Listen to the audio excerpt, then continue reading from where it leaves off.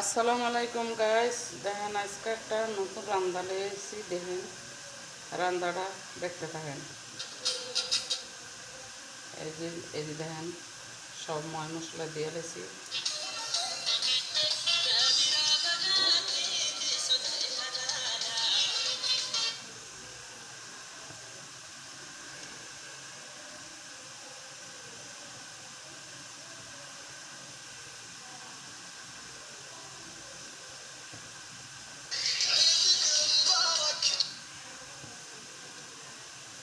দেখেন এই যে সব ময় মশলা দিয়ে লেছি।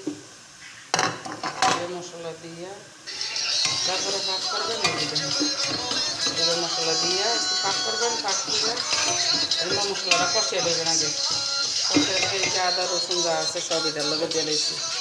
এই যে দেখেন এই দেখুন মশলাটা এগুলো কষাইয়া সব আদা রসুন যা আছে সব কষাই দিয়েছি।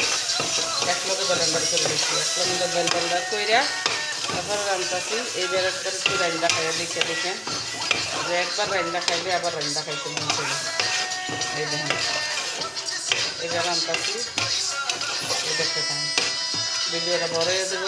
দেখেন একটা ঈদের দিন, তারপরে এইবার রান্না। এই দেখতে থাকেন এই যে সালসা দিয়ে লেছি। আমরা তো মরিচ দিই, এই যে মরিচ দেয় না। এই যে সালসা দিয়া কতক্ষণ কষাইবেন, কষাইয়া তারপরে রানবেন। এইবার আইনটা একবার খাইয়ে দেখেন। তো গাইস, আমার ভিডিওটা যদি ভালো লাগে তো শেয়ার লাইক করেন, আর যদি শেয়ার না লাগে তাদের করতে যাবেন। এইখানে আজকে ঈদের দিন খামু মাংস গোস্ত একবেলাই শেষ। এইভাবে গোস্ত অনেক এবার রান্তাছি। রান্দা তারপরে অনেক মুরগি রান্তাছি। মুরগি বিরিয়ানি দিতে রান্তাছি। এবার দুইটা সালসা দিবেন। আল্লাহ হাফেজ, ভালো থাকেন।